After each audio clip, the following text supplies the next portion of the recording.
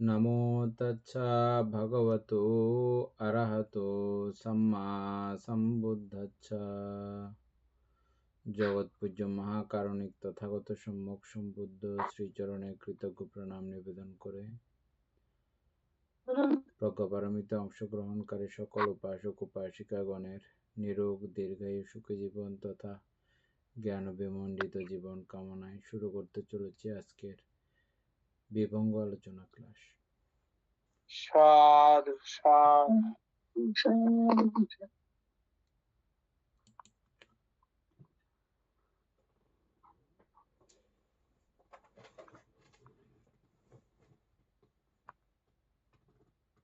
উপাসক আরম্ভ করেন, আপনার মিউট করা আছে।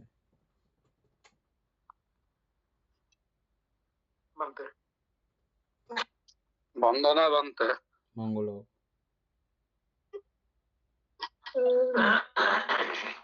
বন্তে বন্দনা মঙ্গল বন্তে 366 গতকাল আমরা অনুদর্শী সম্পর্কে আলোচনা করছিলাম আর কি।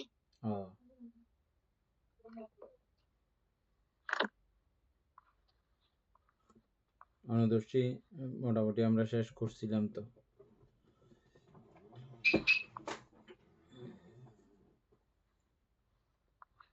অনুদর্শী সম্পর্কে আপনি কিছু আর যুক্ত করবেন? 300 কত বললেন? 65 বন্তে 365 এটা আপনার 215 নম্বর পেজের একদম লাস্ট প্যারা। হ্যাঁ, আচ্ছা, কিছু লেখা নাই, শুধু এমনি অনুদর্শী আছে আর কি, বলতে বুঝা আর কি। ওইটা আগে আমরা পড়ছিলাম 357 নম্বর প্যারাতে ছিল এটা। হ্যাঁ, আচ্ছা, এটা হচ্ছে চিত্তের অনুদর্শন। চিত্তের অনুদর্শন প্রথমে চিত্ততে মনোনিবেশ করা, আর চিত্ততে মনোনিবেশ করলে যেগুলো স্থূল আছে, যেগুলো আমরা সহজেই বুঝতে পারি, আগে ওগুলো দেখা শুরু করা। আর আমরা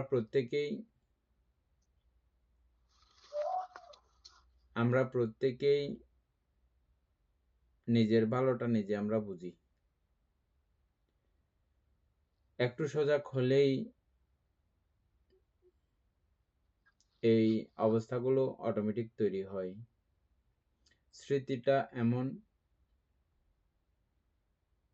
স্মৃতিটা আমাদের প্রত্যেকের কাছে ব্যক্তিগতভাবে আছে।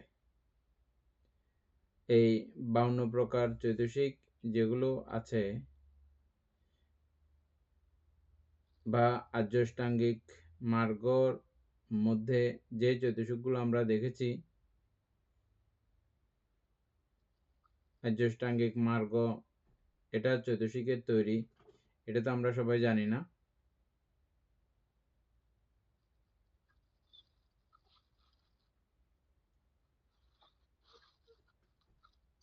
বলতে 52 প্রকার চৈতসিকেরই তৈরি।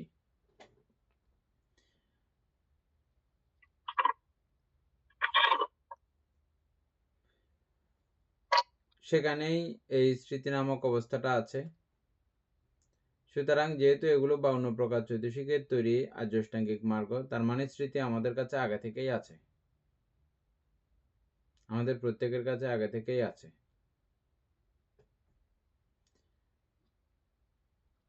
এটা আমরা বুদ্ধ যেভাবে গুরুত্ব দেওয়ার কথা বলেছে সেভাবে আমরা গুরুত্ব হয়তো দিই না বলেই আমাদের দ্বারা ব্যতিক্রম কার্য সম্পাদিত হয়। আর গুরুত্ব দিলে আমাদের কারো পক্ষেই আর ব্যতিক্রম কর্ম সম্পাদন আমাদের দ্বারা হবে না। না হওয়ার পেছনে কারণ কি? আমরা প্রত্যেকেই যার ভালো সে আমরা চাই।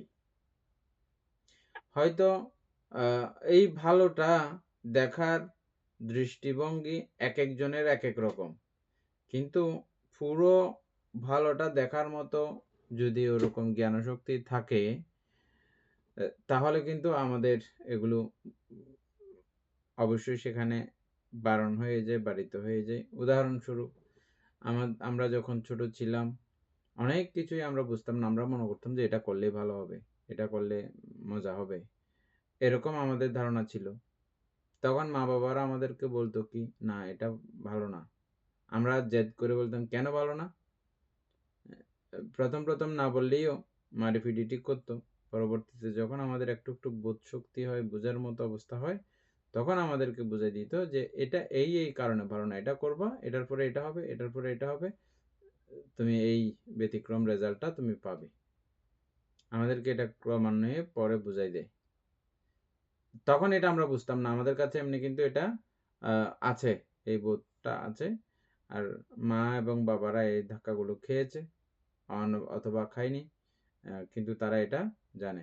তাইলে দৃষ্টিভঙ্গি যার, যার আ বোধগম্যতার মধ্যে আমরা আ অদূর পর্যন্ত দেখতে পাই। যার যতদূর দৃষ্টিশক্তি আরকি।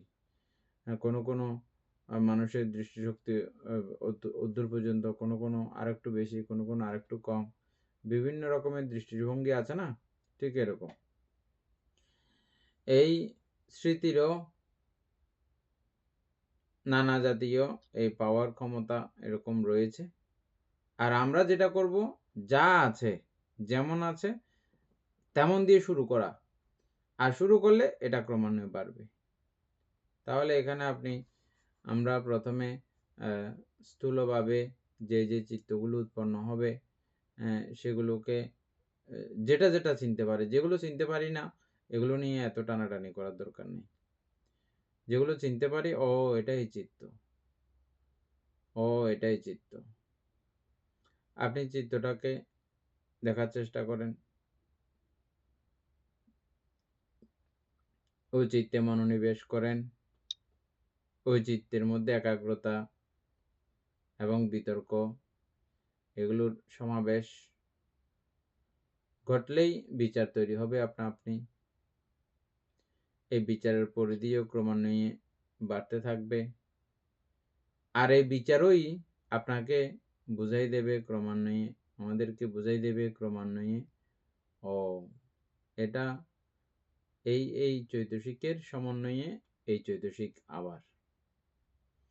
এই চৈতসিকগুলোর সমন্বয়ে এই চিত্ত সম্পাদিত হয়েছে। এই চিত্ত অনুষ্ঠিত হয়েছে। এই চিত্তের মধ্যে এই চিত্ত অনুষ্ঠিত হইতে আরো অমুক বিষয়ের প্রয়োজন। আলম্বনেরও প্রয়োজন। এবং আ আমি নামক যে অবস্থাটি এখানে এই বিষয়টা দেখতেছে সেটারও প্রয়োজন। আবার এখানে এই যে এ আমি নামক অবস্থা বা যে বুঝবে ওই বিষয়টা, কে বুঝতেছে? বুঝতেছে তাও একটা পুরো চৈতসিকের সমাহার যুক্ত একটা বিষয় কিন্তু। যেটাই বুঝতেছে, যেটা এখন চিত্ত করতেছে ওটাও যেমন একটা নতুন চিত্ত, আবার ওই চিত্তকে যে বুঝতেছে সেও একটা চিত্ত। নাকি না? বুঝছেন কত ডেঞ্জারাস কথা? হ্যাঁ, বানতে ওইটাই তো যেটা হচ্ছে। উৎপন্ন হচ্ছে সেটাও চিত্ত। আবার যে এই অবস্থাটাকে যে বুঝতেছে ওটাও একটা চিত্ত। স্মৃতি, হুম। স্মৃতি আমরা বলতেছি, স্মৃতিটাও একটা চিত্ত। হ্যাঁ, বানতে আবার ওই যে যাকে স্মৃতি করতেছে সেটাও একটা চিত্ত। হুম, হ্যাঁ? এই বিষয়গুলো যখন এই আ আ বিচার যখন তৈরি হয়, পুরো সব বিষয়গুলো পরিষ্কার দেখতে পায়। একদম পরিষ্কার। বাহ! এই কাণ্ড! তাইলে কে কাকে সৃষ্টি করতেছে? কে কাকে বানাচ্ছে? হ্যাঁ, এখানে হাতিয়ে খুঁজিয়ে, হ্যাঁ, যদ্দূর যাইতে ইচ্ছে করে আপনি যান। যাইলে সবগুলো কলার বাকলের মতো কুলতে কিছুই নাই এখানে। খালি বাকলেই কুলতে আর মূল কিছুই নাই। ঠিক আমাদেরও এরকম করে এগুলো খুলতে আপনি এটার উৎপত্তি কিভাবে কি দেখতে ওমা কিচ্ছু নাই খালি রে। আহা! আমি তো মনে করছিলাম এখানে বহুত কিছু আছে মনে হয়। আহা! এ তো খালি এনা পুরা। এ এই ভাবটা আসবে। ১ম এগুলো, হ্যাঁ, একটা এরকম আরকি, আরগুলো ঠিক আছে। আগুলো দেই। হ্যাঁ, অসুবিধা নাই। দেখবো আমরা। আবার দেখলে আবারও সেই চিত্র সেম। এই পর্যায়ে করতে করতে করতে করতে একসময় সে বিরক্ত হয়ে পড়ে। বিরক্ত হয়েও দেখে, দেখতে দেখতে একেবারে একটা স্থির সিদ্ধান্তে পৌঁছে। এই পর্যন্ত আমি অনেকগুলো চিত্র দেখেছি। সব রকমের চিত্র দেখেছি। সব রকমের চিত্র একই অবস্থা। এবং এগুলো প্রত্যেকটা চিত্রই ক্রমান্বয়ে আমাকে দুঃখের দিকেই নিয়ে যায় এবং এগুলো খুব ক্ষণভঙ্গুর এবং এটা প্রত্যেকটা চিত্রই দুঃখপ্রদায়ী এবং প্রত্যেকটা চিত্রই কোনো ভ্যালুলেস, অস্তিত্বলেস, তাদের কোনো নিজস্বতা, স্বকীয়তা বা আত্মত্ব ওরকম কোনো অবস্থা কোনো চিত্রের নাই। এটা তিনি বারবার প্রমাণ করেন, বারবার দেখেন, বারবার বুঝেন। তারপরে এটাই বুঝা, এভাবে জানা, এটাই বিপাশানা, এটাই চিত্তানুদর্শনা, এটাই চিত্তের অনুদর্শন এবং এটা সাম্মাসাতি।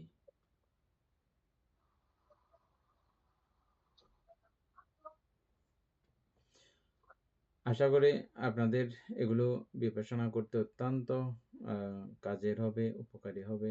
এটা সত্যি কথা যে আমরা যদিও বা চারি স্মৃতিপ্রস্থান নিয়েই আমাদের ধ্যানের কোর্সগুলো চলে, আপনারাই খেয়াল করে দেখেন এগুলো যদি এভাবে সাধক সাধিকাকে বলা হয় ওরা আগামাথা কিছু নিতে পারবে বলে আপনাদের মনে হচ্ছে? আমরা যদি কোর্সের মধ্যে যদি এগুলো যদি বলি কোনো সাধক সাধিকা এগুলো নিতে পারবে বলে মনে হচ্ছে? না বান্তে কতটুকু এগুলো তো যারা অনেক সময় অত্যন্ত পড়ে গেছে এগুলা। পুরানো, অত্যন্ত পুরানো এবং চিত্ত অত্যন্ত ধীর, শান্ত, দান্ত হয়ে গেছে। প্রথম দিন ধ্যানে বসলে আপনি দেশনা কোনো কিছুই ভালো করে বুঝবেন না। যখন আপনি ৮-৯ দিন হবে, তখন প্রত্যেকটা কথাই দেশনার প্রত্যেকটা কথাই যেন বুঝতে পারতেছেন। তখন এমন একটা অবস্থা হয়। কেন? তখন চিত্ত শান্ত হয়েছে, কোমল হয়েছে। যার প্রেক্ষিতে সবগুলো বোঝা যায়। ওটা একটা পর্যায়। আর আমরা এখন যেটা হালকা পাতলা বোঝার চেষ্টা করতেছি, বুঝতেছি, সেটা হচ্ছে যে এই অভিধর্ম চর্চার বদৌলতে বা বুদ্ধের সঙ্গে সরাসরি বুদ্ধের ধর্মদেশনা শোনার বদৌলতে আমরা বুঝতে পারতেছি।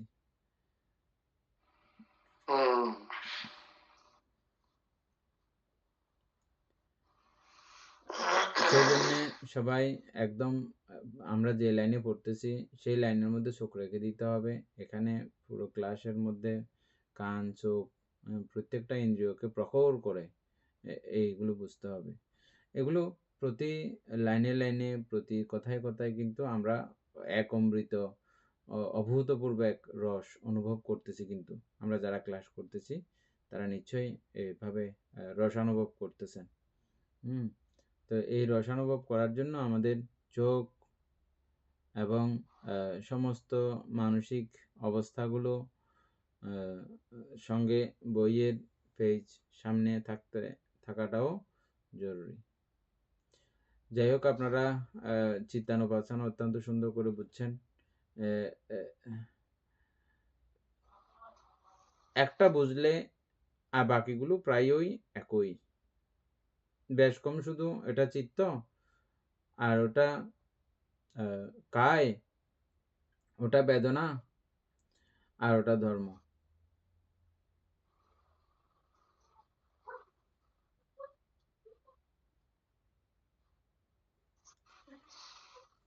উপাসক সুকুমার বাবু আর আলোচনা করতে হবে বলে মনে করেন?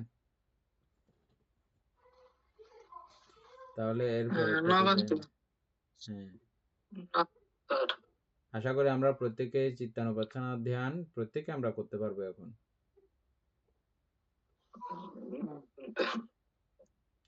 উপাসক এরপরে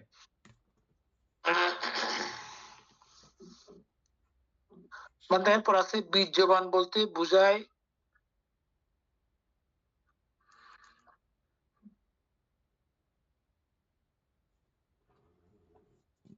সম্প্রজ্ঞাত বলতে বুঝায়, স্থিতিমান বলতে বুঝায়। এগুলো জগতে আগে লেখা ছিল, আগে আমরা পড়ছি। বীর্যবান বলতে কি বুঝায় এগুলো এক একজনে এক একটা বললে বোঝাও হয়ে গেল, জানাও হয়ে গেল।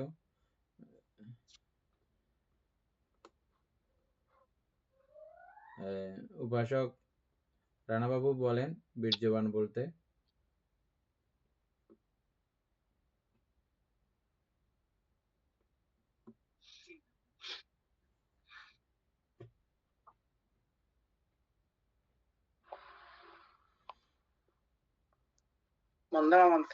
মঙ্গলক বলে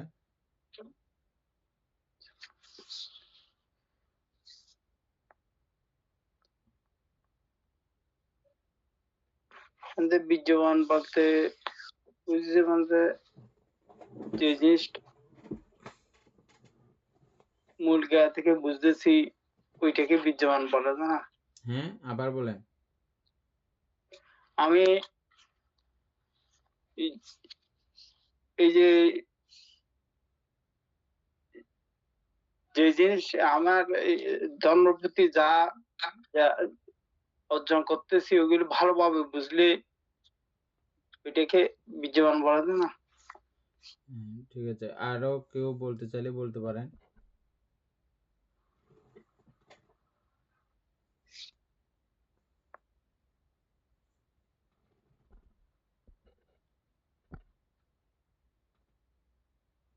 ঠিক আছে, সুকন বাবু বলেন, তারপর উপাসক বলেন। দেখছেন, এগুলো সবসময় একটু একটু করে আমাদের আলোচনা করা জরুরি। এটা বুঝতে পারছেন এখন উপাসক? মানতে হ্যাঁ, আসলে প্রশ্ন করা হয় না তেমন। যাও।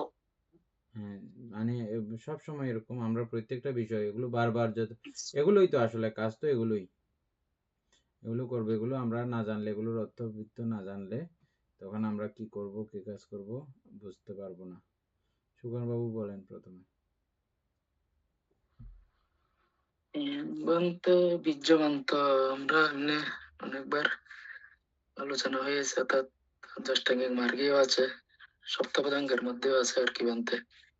তো এখানে মূল কথাটা হচ্ছে যে বীর্যবান বলতে বানতে যে অর্থাৎ আহ অর্থাৎ যিনি কুশল কর্মে অর্থাৎ অবিচল থাকে, অর্থাৎ কোনো আলস্য নেই, যেমন ধরেন অর্থাৎ দুঃখ মুক্তির জন্য নিরন্তর অর্থাৎ এই যে বানতে প্রচেষ্টা, অর্থাৎ বাধার পর বাধা অতিক্রম করেই মানে তাদের যে মানে এই যে বীর্য মানে তাদের বীর্যবান হচ্ছে, এটা বীর্য মানে অর্থাৎ এই অতিক্রমণ করাই মানে তাদের যে বীর্যবান, বীর্যবান বলতে ঠিক বোঝাই। আছে। অর্থাৎ এটা জাস্ট মার্গের সম্যক ব্যায়ামই আর কি বানতে, সম্যক ব্যায়ামের একটা অঙ্গ। ঠিক আছে, বানতে উপাসক আরো নতুন কিছু বলার থাকলে বলেন।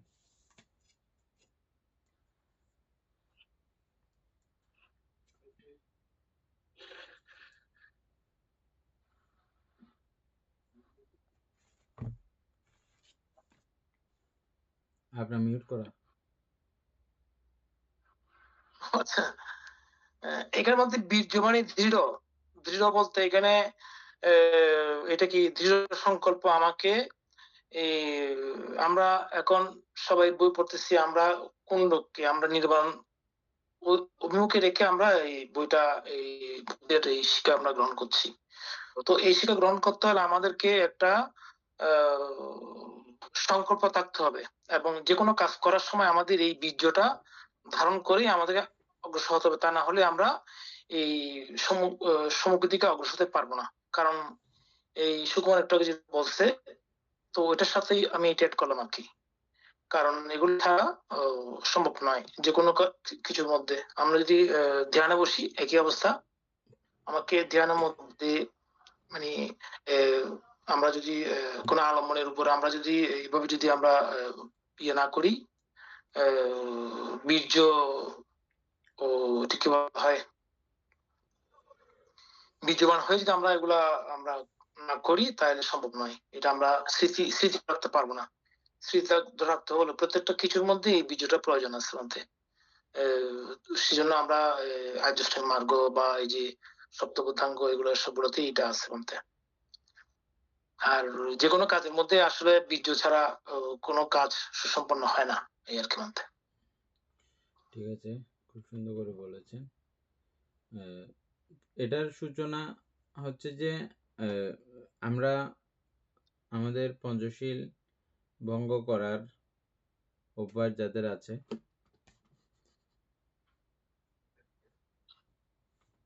এই ভঙ্গ না করার যে প্রয়াস প্রচেষ্টা, এটা হচ্ছে যে একদম বীর্যারম্ভ বা বীর্যের সূচনা না করার চেষ্টা, পঞ্চশীল না ভাঙ্গার চেষ্টা। এই যে চেষ্টা, এটা কিন্তু বীর্য। কুশলে উপস্থাপিত করার, অকুশল বর্জন করার জন্য এটা বীর্য। এবং আমরা দানাদি কার্যক্রম করি, দান করি না আমরা, দানের মধ্যেও কিন্তু এই বীর্যের প্রক্রিয়া কিন্তু আছে। কারণ আমাদের দান না দিতে না দিতে আমাদের চিত্ত কৃপণ হয়ে যায়। আর এই কৃপণতাকে বর্জন করে দান পর্যন্ত পৌঁছানোর জন্য এখানে কিন্তু আমার কিছু মানে পুরুষাকার বা আমার প্রচেষ্টার ব্যাপার রয়েছে। এভাবে না সেভাবে না ওভাবে আমাদেরকে চিত্তকে বুঝাইতে হয়, দেখো এই কারণে দান করতে হয়, এই কারণে দান করা ভালো, এটা বাধ্যগত, আমাদের একটা মানব মাত্রেই নৈতিক কর্তব্য। দানের মধ্যে আমাদের প্রত্যেককেই সমর্পিত করতে হয়, সমর্পণ করতে হয়। দান ছাড়া আমরা কেউ বাঁচবো না, কেউ থাকবো না। আমরা যে এই মুহূর্তেও যে বেঁচে আছি, এটা কারো না কারো দান, কারো না কারো অবদান। সুতরাং এভাবে বলে চিত্তকে প্রবোধ দেওয়ার মাধ্যমে এই যে প্রবোধগুলো দেওয়া, এই যে বোঝানো, এটা বীর্য। এই কাজগুলো করতেছে কে? বীর্য। আর পঞ্চশীল ভাঙবে না, ভাঙলে এটা সমস্যা হবে, এমন হবে। অতীতে যারা এভাবে পঞ্চশীল লঙ্ঘন করেছে তারা মহা দুঃখ কষ্ট যন্ত্রণা ভোগ করেছে, এবং তাদের পরিবেশ, তাদের চারপাশ তারা খুব নারকীয় বানিয়েছে। সুতরাং তুমি এই বিষয়গুলো চিন্তা করে পঞ্চশীল ভঙ্গ করবে না, তোমার সমস্যা হয়ে যাবে। এভাবে প্রবোধ দিয়ে প্রচেষ্টার মাধ্যমে পঞ্চশীল ভঙ্গ থেকে যখন নিবারণ করাই, এই নিবারণ করানোটা বীর্য। এখান থেকে শুরু, তারপরে এর পরবর্তীতে প্রত্যেকটা জায়গায় ক্রমান্বয়ে উপরে যান, আস্তে আস্তে অষ্টশীল, 10 শীল, 227 শীল, শীলের বেলায় এবং দানাদির বেলায় ক্রমান্বয়ে ছোট থেকে শুরু করে বড় ক্রমান্বয়ে দান, এবং শীলের বেলায় বললাম এটা। এবার ভাবনার বেলায় ক্রমান্বয়ে আপনি এখন এরকম ভাবনা করছেন, এর পরবর্তী একটু ডেভেলপ প্রত্যেকটা জায়গাতে একদম অরহত্য মার্গের মধ্যে গিয়েও এই নির্বাণের বীর্যের প্রয়োগ সেখানেও আছে। সেখানে আমার বিদ্যারুদ্ধের ব্যাপার সেখানে আছে। এবং এটা সমতা রক্ষা করা এবং অন্যান্য বীর্যের সঙ্গে, বীর্য হচ্ছে যে সুকুমারবাবু বললেন কি, সাম্মা ব্যায়াম, সম্যক ব্যায়াম, 4 জায়গায় এই বীর্যের কার্যক্রম। 4টা জায়গায়, কয়টা জায়গায়? 4টা জায়গায়। কি কি? অকুশল না করার প্রচেষ্টা, অতীতের যদি জমা বা করা এই জাতীয় কোনো কার্যক্রম যেটা আছে সেটা বর্জন করার চেষ্টা। যেই অকুশল আমি এখনো করি নাই, এটা কখনো আসতেও দিব না। এটা অকুশল পক্ষীয় দুইটাকে অকুশল বিষয়ে বর্জন করার মাধ্যমে এই প্রচেষ্টা গেল দুইটা। এখানে কুশল যেটা আছে সেটাকে যত্ন করা, এবং যে কুশল আমার দ্বারা এখনো সম্পাদিত হয় নাই এগুলোকে করার প্রচেষ্টা। এভাবে করতে করতে একদম অরহৎ মার্গ পর্যন্ত এই বীর্যের প্রয়োগ রয়েছে।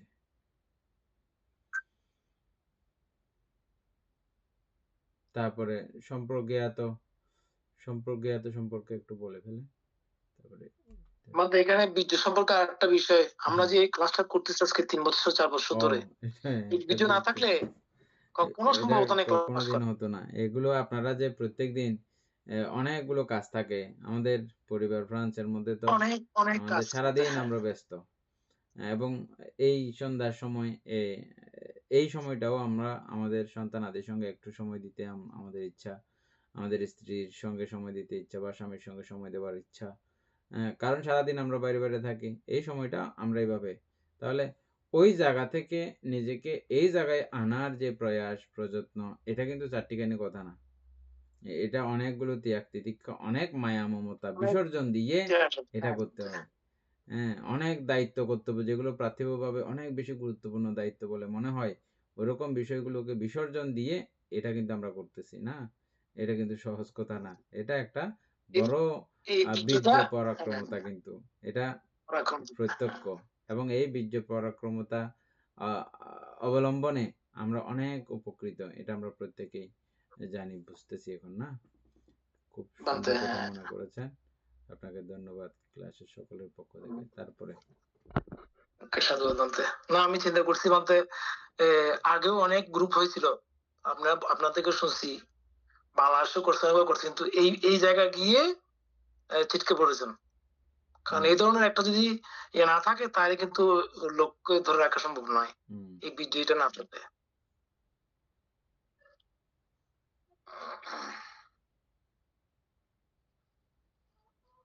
তারপর যে সম্প্রজ্ঞাত বলতে বোঝায়,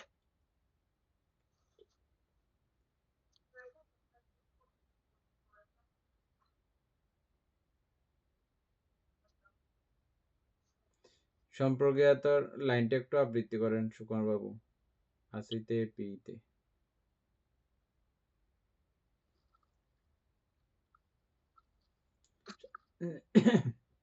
সাথে পাঠান সূত্র। এটা আমি তো ভুলে গেছি বানতে ফালিটা। এমনি তো চারি সম্প্রক্রিয়ানে মানে তাদের যে আমাদের, অর্থাৎ চারি চিত্রী সুবর্ণ বস্তানের পাশে মধ্যে থাকলে সুবর্ণ আবৃত্তি করতে জানে এই জায়গাটা। আছে বানতে ব্যাপী। তোমার মনে আছে সম্প্রজ্ঞাত এই যে আসিতে পিতে এইতে, এটা বানতে একটু বলতে বলছে যে এই সম্প্রজ্ঞানের ওই সাথী পাঠানের একটু বলতাম, মনে থাকলে। এক লাইন মনে করে দিতে হবে। হ্যাঁ, এটা হয়। মনে আছে, মনে থাকলে বলো না। বন্দনা বন্দে বন্দনা কেমন আছেন? মঙ্গল বলো। শুধু লাইনটা বলতাম বন্দে। হ্যাঁ, এই লাইনের একটা দুইটা লাইন বলো না ওখানে। আসিতে পিতে খাইতে সাইতে সম্পজানাকার হতি। তারপরে উচ্চারা পাসাবা সবকমে সম্পজানাকার হতি। গাতে। গাতে তীতে নিসিন্নে সুতে জাগরিতে বাসিতে তুহিভাবে সম্পজানাকার হতি। তারপর এর সমাপ্তি লাইন একটা আছে যে এটা বলো। ইতি অযত্তা, এটা আর কি ইতি অযত্তং বা কায়ে কায়ানুপস্সে বিহরতি, বাহিদ্যা বা কায়ে কায়ানুপস্সে বিহরতি, অযত্তা বাহিদ্যা বা কায়ে কায়ানুপস্সে বিহরতি, সমুদায় ধম্মানুপস্সে বা কায়স্মিন বিহরতি, বাহ্য ধম্মানুপস্সে বা কায়স্মিন বিহরতি, সমুদায় বাহ্য ধম্মাদি বা কায়স্মিন বিহরতি।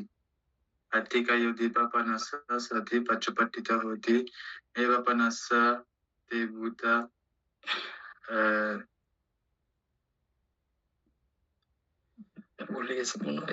আচ্ছা, যাই হোক, তাহলে আপনারা সকলে শুনলেন এখানে সম্প্রজ্ঞান কি। প্রথমে আসিতে পিইতে খাইতে সাইতে সম্পাজানাকারীতে। আসতে আসিতে মানে বসতে বোধহয়। না, আসিতে পিইতে মানে পান করা, পিইতে মানে পান করা, আসিতে পিইতে সাইতে, সাইতে মানে শয়ন করা, তারপরে সাইতে আসিতে পিইতে খাইতে সাইতে ভাসিতে তুনহি ভাবে, যখন আমি ভাষণ করি কথা বলি তখনও সম্প্রজ্ঞান থাকা। তারপরে তুনহি ভাবে অর্থাৎ তুষ্ণি ভাব যখন থাকে তখনও সম্প্রজ্ঞাত। গাতে ঠিতে, যখন আমি গতিপ্রাপ্ত হই বা হাঁটি। গাতে ঠিতে মানে যখন দাঁড়িয়ে থাকি। তখনও সম্প্রজ্ঞাত থাকা, তারপরে গাতে ঠিতে নিচিন্নে সুত্তে, যখন আমি একদম ঘুমাই থাকি তখনও সম্প্রজ্ঞাত থাকা, সুত্তে যখন শুয়ে থাকি, জাগারিতে যখন জাগরিত থাকি, নিচিন্নে সুত্তে জাগরিতে ভাসিতে যখন ভাষণ করি তো নিভাবে সম্পাদনাকারী হতে, উচ্চারা পাশ্চাবা কাম্যে যখন আমি পায়খানা করি, প্রস্রাব করি তখনও সম্প্রজ্ঞাত থাকা, সম্প্রজ্ঞানকারী হতে। অর্থাৎ এখানে তো আর যাবতীয় সব কিছু লেখা বা ইয়ে করে না, আমাদের শারীরিক যাবতীয় সমস্ত কার্যক্রম পরিচালিত হওয়ার সময় প্রথমে স্থূলভাবে দেখা, যদ্দূর আমার দ্বারা সম্ভব, পরবর্তীতে এটা সূক্ষ্মাতি সূক্ষ্মভাবে চোখের পাতা নড়াচড়া করতেছে, সেখানেও সম্প্রজ্ঞাত, এবং আমরা আঙ্গুল নাড়াচাড়া করি, আমাদের মুখ বন্ধ থাকলেও অটোমেটিকভাবে কিছু জিহ্বার মধ্যে কিছু নড়াচড়া করে, খেয়াল করেছেন আপনারা? অটোমেটিকভাবে যেগুলো যেগুলো আপনার চোখে পড়বে এই জাতীয় কার্যক্রম, যেখানে যেখানে যেটা যেটা হবে, এবং আমাদের শারীরিক নানা কার্যক্রমগুলো ও এভাবে আপ ডাউন করে, ওঠানামা করে, নানাভাবে সঞ্চালিত হয় এগুলো। তাহলে আমরা শুরু করব যেগুলো যেগুলো স্থূল আছে, মোটা আছে, ওখান থেকে শুরু। কঠিন কোনো কিছু নাই, কিন্তু সহজ। প্রথমে যেগুলো আমার দেখা খুব সহজ, এগুলো দিয়ে আমি শুরু করব। আমরা যেমন বিপাশনার সময় আমরা কি করি, হাঁটছি, তুলছি, নিয়ে যাচ্ছি, ফেলছি, একেবারে এগুলো তো আমি দেখতেছি না, না দেখার কোনো কিছু নাই না। ওখান থেকে আমি শুরু করলাম, ক্রমান্বয়ে প্রত্যেকটা জায়গায় এই যে যাচ্ছে একদম অতি সূক্ষ্ম অতি সূক্ষ্ম ভাবে আমি এটা দেখার চেষ্টা করব, এবং ওখানে গভীরভাবে মনোসংযোগ।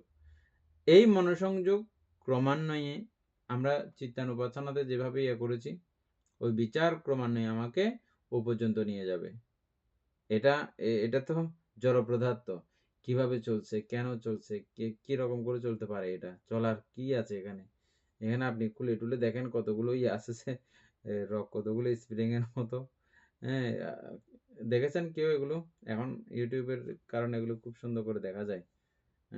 হাত কেটে গেলে হাতেগুলো জোড়া দেওয়ার জন্য এখানে কতগুলো আছে, টান টান স্প্রিং এর মতো কতগুলো আছে জিনিস, আঙ্গুলের মধ্যে আছে এখানে স্প্রিং। সবকিছু মিলিয়ে এই স্প্রিং গুলো যে চালাচ্ছে তা কিন্তু না, এখানে আমাদের পুরো মানসিক কার্যক্রম, জীবিত ইন্দ্রিয়, আর জীবিত ইন্দ্রিয় বলে সর্বচিত্ত সাধারণ চৈতসিক সহ বিশাল এক জগতের মধ্যে ঢুকে যাবেন। যখনই আমার বিচার উৎপন্ন হবে, বিচার ক্রমান্বয়ে আমাকে ওখানে নিয়ে যাবে, আর নিয়ে গিয়ে এখানে সবগুলো উৎপত্তি এবং বিলয়ের খেলা মাত্র, উৎপত্তি এবং বিলয়ের নিয়ম অনুসারেই এটা চলছে মাত্র, আর কিছু এখানে কোনো কিছু আর নাই। এই উৎপন্ন এবং ধ্বংসেরই একটা খেলা, এটাই বিদ্যমান বলে মনে হচ্ছে আমাদের কাছে। আসলে এটা কিছু না, এটা শূন্য, এবং এটা আমাকে এই অনিত্যতার বশবর্তী এই ধর্মগুলো আমাকে দুঃখ দিচ্ছে, কষ্ট দিচ্ছে, যন্ত্রণা দিচ্ছে, কিন্তু আমরা মোহবশে এটাকে দুঃখ বলে চিনি না, জানি না, সুখ বলেই আমাদের কাছে প্রতীয়মান হয় মোহের কারণে, এবং এটা অনাত্মাধর্মী। এটা প্রকটিত হয় বারবার, বা প্রকটিত হওয়া, এটা সম্প্রজ্ঞানের লাস্ট পর্যায়ে, মানে আমাদেরকে এই সম্প্রজ্ঞান ওই জায়গা পর্যন্ত একদম নিয়ে যাবে। এখন আপনাদের এগুলো সব সহজ লাগে না, বিষয়গুলো ঘুরে ফিরে একই জায়গাতে যাচ্ছে, দেখছেন? ঘুরে ফিরে একই জায়গাতে যাচ্ছে, নানা দিক থেকে ঘুরে একই জায়গায়। এই জন্য বুদ্ধ বলেছেন একায়ানো মার্গ সাত্থানাং বিশুদ্ধিয়া, মার্গ কিন্তু একটা। এত দিকে এত কিছু হইলেও সাতিপাট্টন সূত্রের একদম প্রথম পর্যায়ে আছে কথাগুলো, একায়ানো মার্গ সাত্থানাং বিশুদ্ধিয়া শোক পরিদেবানাং সমাতিক্কামায়া, অর্থাৎ শোক, পরিদেব এবং দুঃখ দমনস্য দূর করার জন্য একটি মাত্র রাস্তা আছে, দুইটা নাই। সত্যগণকে বিশুদ্ধ এবং মুক্ত করার জন্যে, নির্বাণ সাক্ষাৎ করার জন্য একটি মাত্র রাস্তা, সেটা হচ্ছে যে এই বিপাশনা। এই সাম্পাজ্ঞান, সম্পর্কজ্ঞান, এটাও প্রক্ষান্তর, কিন্তু বিপাশনাই।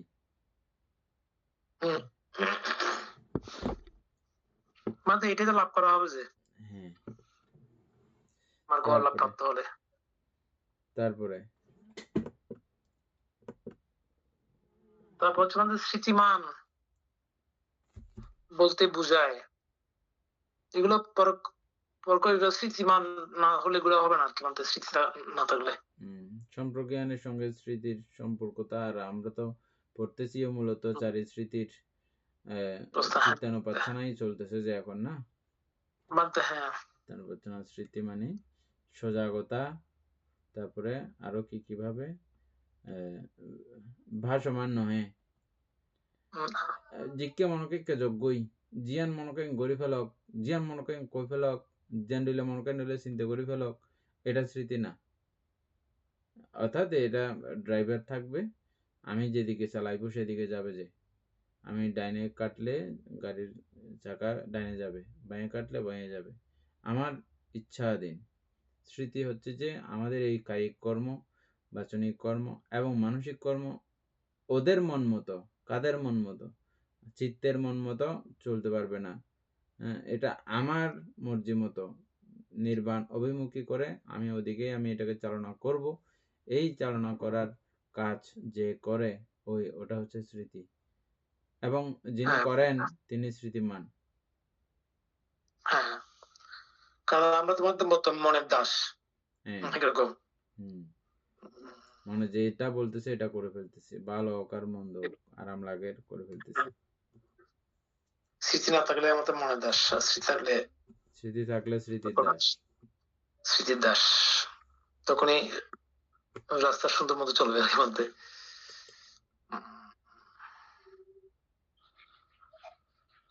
তারপরে জগতে অবিদ্যা মনুষ্য দমিত করে বলতে বুঝায়, তন্মধ্যে জগৎ কিরূপ।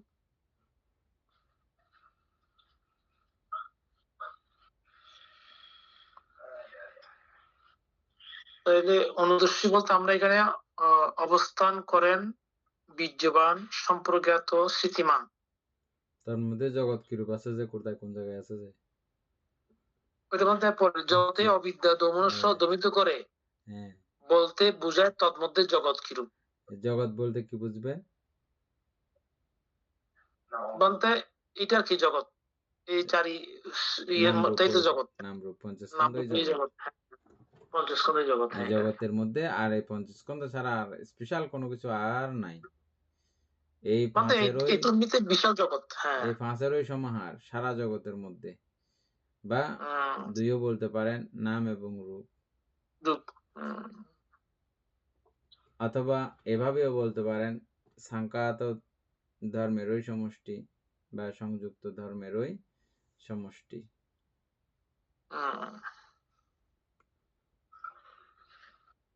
এখানে আসতে মধ্যে চিত্তই জগৎ লিখতে মধ্যে পড়ে, তার দৃশ্য পূর্বোক্ত চিত্তই জগৎ।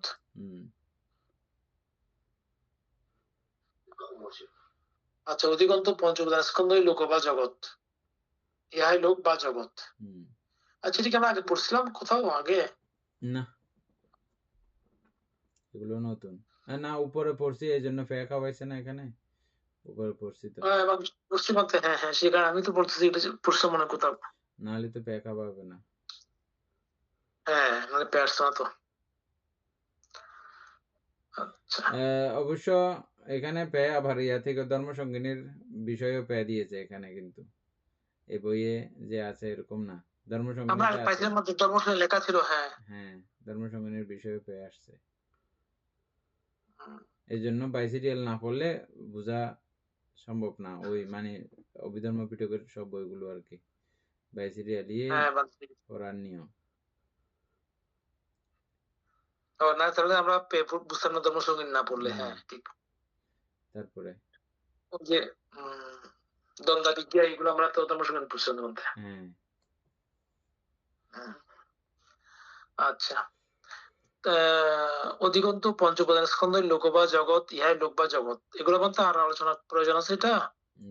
ঠিক আছে, তারপরে যা তন্মধ্যে অবিদ্যা কিরূপ, যার রাগ অনুরাগ।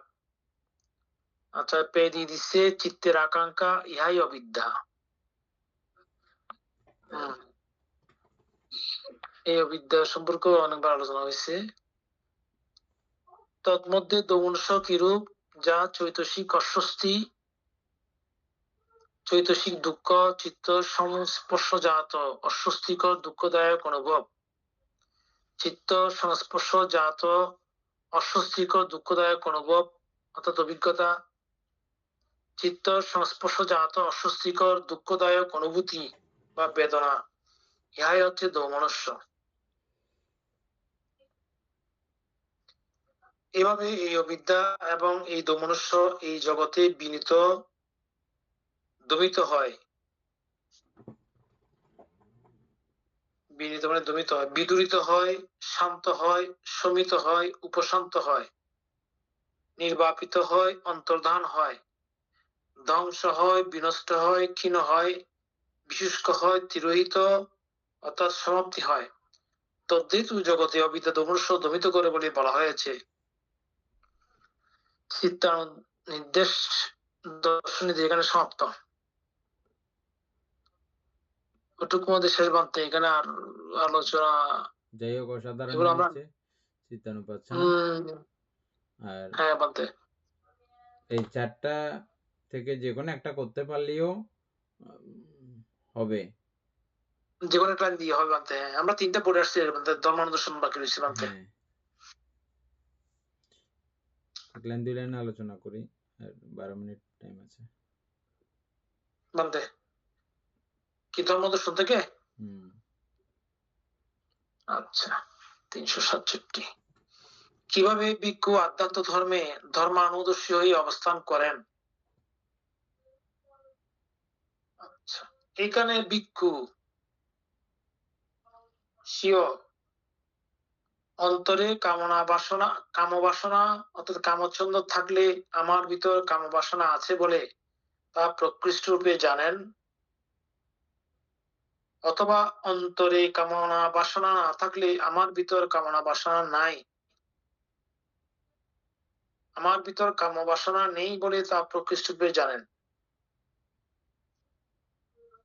একটু বুঝে নিয়ে বাদ নাকি নাকি পুরোটা করে ফেলবো? হ্যাঁ, এটা বুঝে ফেলি আমরা। এত পর্যন্ত যেটা বুঝছেন এটা বলেন।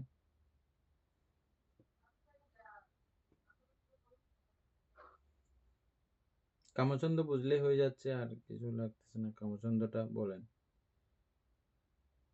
বাংলাতে কামচ্ছন্দ হচ্ছে আমরা যে পঞ্চকামগুণে সবসময় আসক্ত থাকি, এই যে সর্বেন্দ্র দ্বার দিয়ে, এটাকেই বলা হচ্ছে বলতে মূলত এখানে।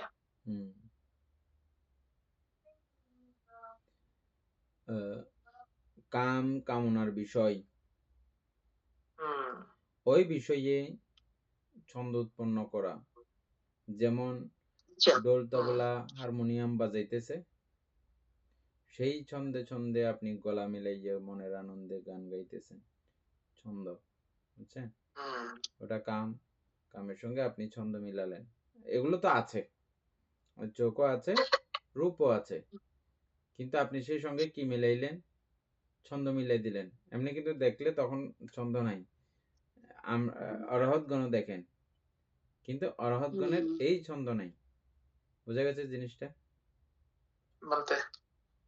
হ্যাঁ, ওনারাও দেখেন, ওনারাও খান। যেমন আমরা খাবার সময় আমরা খাই, আবার বাহ খুব টেস্টি, খুব এটা মানে ছন্দ দিয়ে দিলাম, কামে ছন্দ। আসক্তির বাদিটা এখানে এটা আমরা সবাই খুব ভালো করে বুঝি, তো আমি আগে থেকে অনেক আলোচনা করছি। সুকুমার বাবু নতুন করে কিছু বলবেন কামছন্দ সম্পর্কে? না বলতে ঠিক আছে তো, আর কি বলবো। ঠিক আছে, কামছন্দ উৎপন্ন হইলে কামছন্দ আছে, প্রথমে আছে ওই যে শ্বাস প্রশ্বাসের মতো, প্রথমে থাকলে আছে বলে জানবেন, না থাকলে নাই। আর জানা মাত্র কি ঘটনা ঘটবে? ওই যে কে জানতেছে? যে স্মৃতি জানতেছে। আর স্মৃতি এগুলো জানলেই ও তখন খেয়াল করবে, ও এটা। এখানে বিতর্ক উপস্থিত হইলেই একাগ্রতা, বিতর্ক উপস্থিত হইলেই সে সঙ্গে একাগ্রতা থাকতেছে, আর একাগ্রতা থাকলেই বিচার, আর বিচার যখন ঢুকবে তখন এই কামছন্দের 14 গোষ্ঠী বের করে ফেলবে সে বিচার করতে করতে। কামছন্দে যুক্ত হইলে তুমি এই অধঃপতন তোমার হতে পারে, হবে, অবশ্যই হবে। এবং এটা তোমাকে এইভাবে নানাভাবে লাঞ্ছিত করবে, অপমানিত করবে, অপদস্থ করবে, এবং এটা তোমাকে স্বস্তিতে অবস্থান করতে দেবে না। এই জাতীয় নানা জাতীয় হিত উপদেশগুলো ক্রমান্বয়ে স্মৃতি বোঝায়, কাকে? চিত্তকে এগুলো বোঝায়। দেখো এই সমস্যা হবে। তখন সে ক্রমান্বয়ে আস্তে আস্তে যেমন আমরা যখন বাচ্চাদেরকে শাসন করি, বাচ্চারা শাসনকে দমিত হয়ে যায় না, ঠিক এভাবে আমাদের চিত্তও ক্রমান্বয়ে সে দমিত হয়ে যায়। গরুর বাচ্চা গুঁড়ো থাকতে দড়ি ছাড়া যখন থাকে, কি একটা লাফালাফি সে করে। পরবর্তীতে যখন দড়ি বাঁধে তখনও অনেক মশালামশালি করে। পরে যত দিন যায় আস্তে আস্তে দড়ি প্রত্যেকদিন বাঁধা থাকতে থাকতে ও কিরকম একটা শান্ত হয়ে যায়। খেয়াল করেছেন, দেখেছেন গরুগুলো? ও একটা অভ্যাস হয়ে যায়, হ্যাবিট হয়ে যায় যে না, আমার এইভাবেই থাকতে হবে, যে আসলে অন্যভাবে এটা আমার আর থাকা যাবে না। তো মেনে নেয় এক পর্যায়ে গিয়ে ওটা। ঠিক আমাদের চিত্তকেও ক্রমান্বয়ে প্রত্যেক দিন, প্রত্যেক ক্ষণে, প্রতি মুহূর্তে যখন আমরা এভাবে বুঝাবো, জানাবো, তখন ও আস্তে আস্তে এই কামের ছন্দ দেওয়া বন্ধ করে দেবে।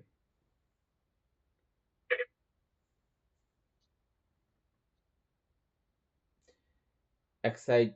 দ্বিতীয় সাইড, এই কাম কিভাবে কেমনে উৎপন্ন হলো, বা ছন্দ দেওয়ার প্রক্রিয়া কেমনে উৎপন্ন হলো, ওই আগের সেম পর্যায়ে সংস্কার ধর্মসমূহ পুরো কার্যক্রমগুলোকে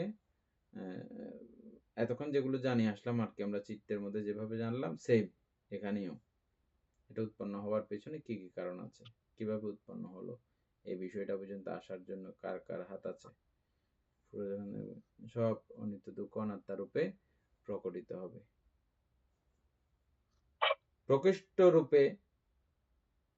প্রকৃষ্ট কথা যেখানে যেখানে থাকবে, সেখানে মনে করবেন যে এটা বিশাল এবং ব্যাপক বিষয়। এটা প্রমাণিত করার জন্য বলা হচ্ছে আর কি প্রকৃষ্ট রূপে। প্রকৃষ্ট শব্দটা মানে হচ্ছে যে বিপাশনা। তারপরে আচ্ছা, যেভাবে অনুৎপন্ন কাম বাসনা উৎপন্ন হয় তাও প্রকৃষ্ট রূপে জানেন।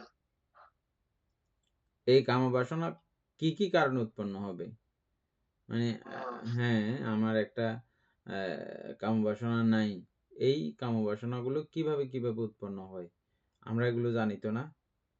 ওই বিষয়ে দেখলে, এবং দেখার সময় যদি আমার মোহচিত্তের উপস্থিতি থাকে, জ্ঞান চিত্তের উপস্থিতি না থাকে, এবং চারে যুষত্ব জ্ঞান বা সম্যক জ্ঞান না থাকলে এই কামছন্দ উৎপন্ন হবে, অনুৎপন্ন কামছন্দ উৎপন্ন হয়ে যায়।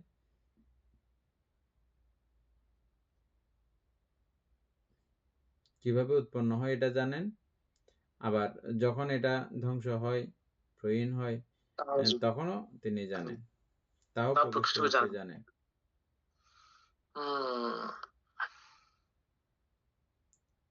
আর প্রহীন কামবাসনা ভবিষ্যতে আর উৎপত্তি হয় না, তাও প্রকৃষ্ট রূপে জানেন। কিভাবে? মানে এই কামবাসনা আর উৎপন্ন হবে না। এটা যখন তিনি একেবারে অনাগামী মার্গফল, অনাগামী পর্যন্ত পৌঁছে যাবেন, তখন আর কামভাব কামনা আর উৎপন্ন হয় না আর কি, না? আচ্ছা, বুঝা গেছে? মানতে আহ, এটা প্রকৃষ্ট রূপে জানেন।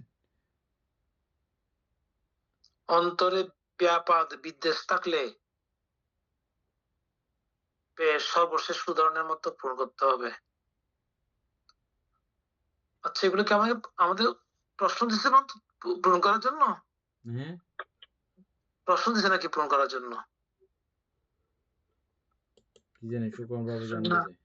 না না দাদা, ওই আগে আমরা যেভাবে পড়ে আসছিলাম ইয়াতে চিত্তান দর্শনের মধ্যে যেভাবে লেখা ছিল সেভাবে মানে তাতে যে মানে যেভাবে পড়েছিলাম সেভাবে মানে শুরু অর্থাৎ হবে আর কি। আর আমাদেরকে এখানে একটা ওই যেমন যেভাবে আমরা আলোচনা করেছি আর কি, সেম ভাবে আবার আলোচনা করা প্রত্যেকটা বিষয়। আলোচনা। আমরা আগে যে পড়ছি এটা মনে আছে কিনা?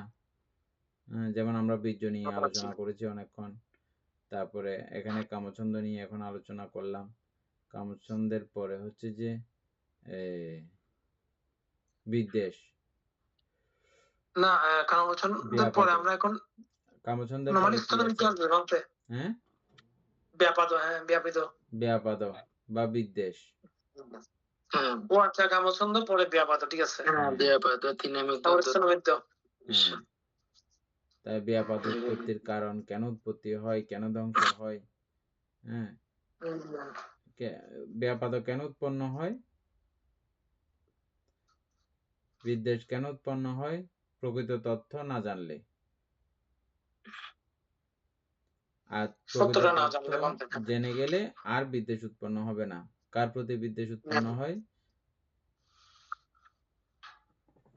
আমাদের কোনো মানুষের প্রতি বা আর খুব মজার বিষয়, আমরা অনেকবার আলোচনা করেছি, এই বিদ্বেষ আমরা অত্যন্ত দূর দূরান্তের মানুষের সঙ্গে করি না, আমাদের খুব কাছাকাছি মানুষদের সঙ্গে, যাদের সঙ্গে আমাদের সারাক্ষণ হাঁটা বসা চলা ওঠা খাওয়া, তাদের সঙ্গে আমরা এই বিদ্বেষগুলো করি। খেয়াল করেছেন? কেন? আমরা অকুশল সংস্কারকে বেশি লালন করতে গিয়ে, বেশি যত্ন করতে গিয়ে আমাদের এটা পরিস্থিতিগুলো হয়ে যায় যে তখন আমরা তার যেগুলো কল্যাণ ধর্ম আমার জন্য সে নিবেদিত করেছে ওগুলো আমার মনে থাকে না, অথচ আমরা একত্রে থাকতে গেলে অনেক কল্যাণ আমরা একজনকে আমরা করে থাকি, প্রত্যেককে করে থাকি। কিন্তু আমাদের এমন স্বভাব যে এই কল্যাণগুলো আমাদের চোখে পড়বে না। একটা অকল্যাণজনক কোনো কিছু করলে, আপনার ক্ষতি হয়েছে এরকম কিছু করলে, তখন আপনি বিদ্বেষ করা শুরু করেন। আপনার স্বার্থে যখন কোনো কিছু একটু আঘাত লাগবে, শুরু হয়ে গেছে, স্টার্ট হয়ে গেছে। এতদিনের কল্যাণ এগুলো আপনার আমার আর মনে থাকে না। তাইলে এই এটা স্থূল বিষয়, এগুলো কিন্তু এগুলো আমরা সহজেই ধরতে পারি, সহজেই বুঝতে পারি। আমাদের প্রত্যেকের জীবনের মধ্যে এই ঘটনাগুলো সারাদিন উপকার করছে একটু করে গন্ডগোল করছে, ফাঁস করে উঠবে একদম চক্কর মারার জন্য। সারাদিন আদর করছে যে এগুলোর আর খেয়াল নাই, একটু করে অনাদর করবেন উঠে যাবে। এরকম কেন হয়? ওই আমরা ভুলে যাই যে এতক্ষণের উপকারগুলো আমরা ভুলে যাই, সেজন্য। তাহলে এই বিদ্বেষ না আসার জন্যে আমাদেরকে ওই উপকারগুলোর কথা, কল্যাণগুলোর কথা মনে করতে হবে, তখন আর বিদ্বেষ উৎপন্ন হবে না। এগুলো সূচনা। আর এটা পরবর্তীতে গিয়ে সেম ওই কামছন্দের মতো এবং চিত্তানুপাসনাতে আমরা যেভাবে আলোচনা করেছি, এভাবে একেবারে সমূলে বিনাশ করে দেওয়া, লাস্ট পর্যন্ত একেবারে শেষ পর্যন্ত যেটাই হবে হোক, এটা তো ধর্ম, চতুর্শিক ধর্ম। আর ধর্ম মাত্রই সাংখ্যাত সংযুক্ত বা প্রত্যয় সম্ভূত ভাবে কারণে কারণে এই অবস্থাটা উৎপন্ন হয়। আবার কারণের বিয়োগে, কারণের অনবস্থানে এটার কোনো অস্তিত্ব নাই। লাস্ট আর কি, এটা আমরা একদম সূচনাটা বললাম, একদম লাস্টেরটাও বললাম না। যাই হোক, আমরা আরো একটু করে কালকে আবার আলোচনা করে নেব বিদ্বেষ। এটা আমাদের প্রত্যাহ জীবনে প্রত্যেক দিন অনুশীলন করাটা অত্যন্ত জরুরি।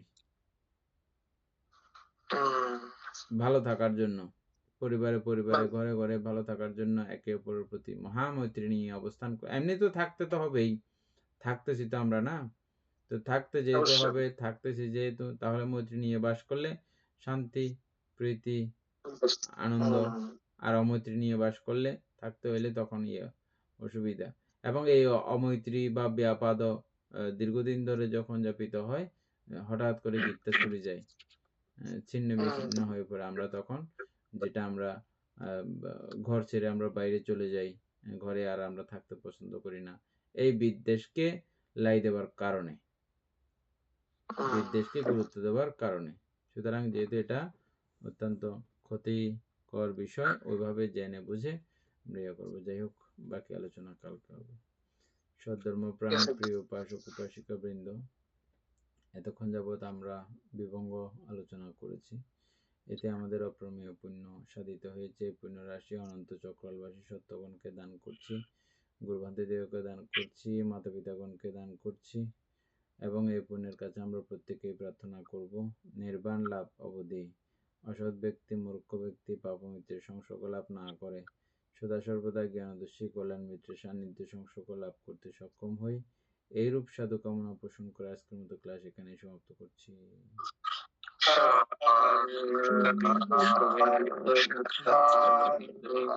বোকা